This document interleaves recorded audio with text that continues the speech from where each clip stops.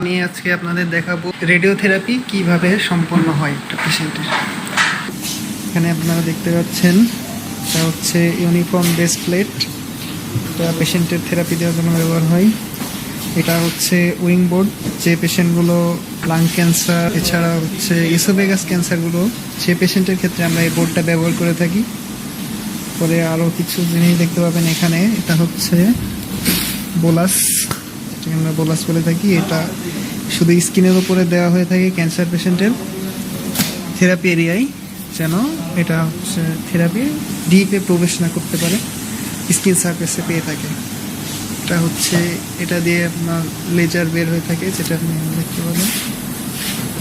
এটা দেখতে পাবেন এটা একটা টিউব, যেটা আমরা সচরাচর সিটি স্ক্যান নেওয়ার জন্য ব্যবহার করে থাকি, সিটি স্ক্যান টাইপের।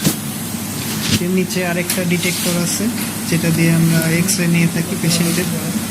সেটাও এটা দেখতেছেন, এটা হচ্ছে পেলভিক বোর্ড। পেলভিক এরিয়া যারা রেডিওথেরাপি পেয়ে থাকে তাদের ক্ষেত্রে এটা ব্যবহৃত হয়। এটা হচ্ছে নেটিক্স, পা রাখার জন্য এটা ব্যবহৃত হয়। এটা হচ্ছে পেলভিক মাস্ক, আপনারা তো দেখলেই বুঝতে পারবেন এটা শেপ, এটা পেলভিক এরিয়ায় দেওয়া হয়ে থাকে এই মাস্ক।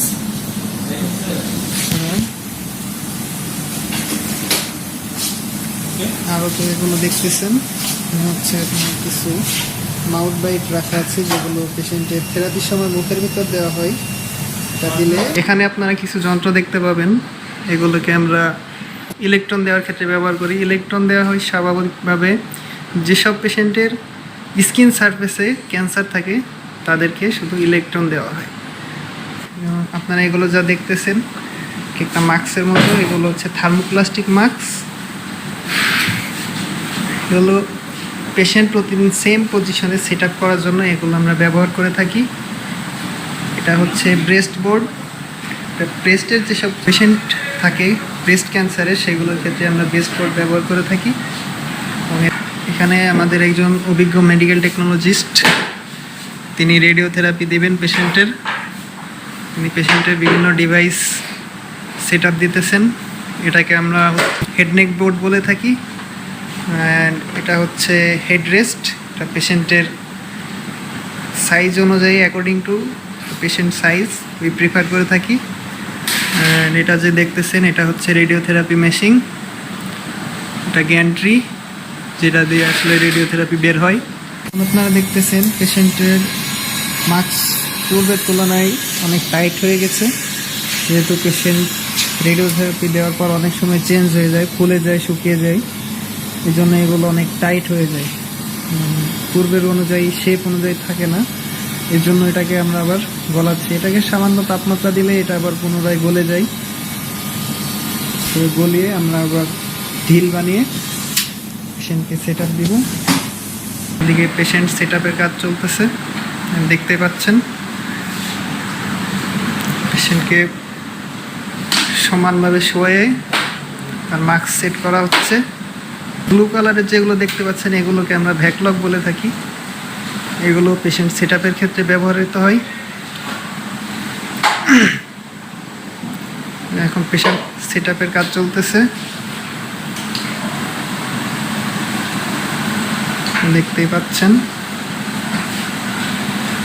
তো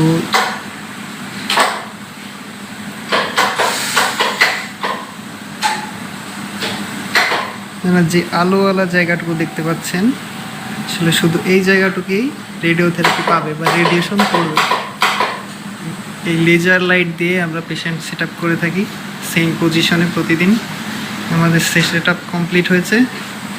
এটা হচ্ছে ইন রুম মনিটর বলে থাকি আমরা, যেটায় আমরা ভ্যালু দেখে থাকি পেশেন্টের প্রতিদিনের। ওকে, এখন পেশেন্ট সেট আপ শেষ, আমরা ভিতরে কন্ট্রোল রুমে যাব, সেখান থেকে রেডিওথেরাপি দিব।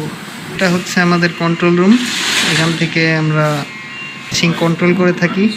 এখন কন্ট্রোল রুম থেকে মেশিন ঘোরানো হচ্ছে, দেখতে পাচ্ছেন আপনারা। এটার একটা নির্দিষ্ট পজিশন সেট আপ করা আছে, ঠিক সেই জায়গায় গিয়েই এটা স্টপ হবে। দেখছেন এটা এখন স্টপ হয়ে গেছে, রেডিওথেরাপি দেওয়ার জন্য তৈরি।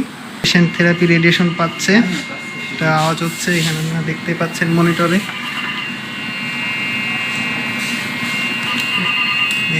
এইখান থেকে আমরা পেশেন্ট অবজার্ভ করি, সিসি ক্যামেরা দিয়ে দেখতে পারি পেশেন্ট কী অবস্থায় আছে।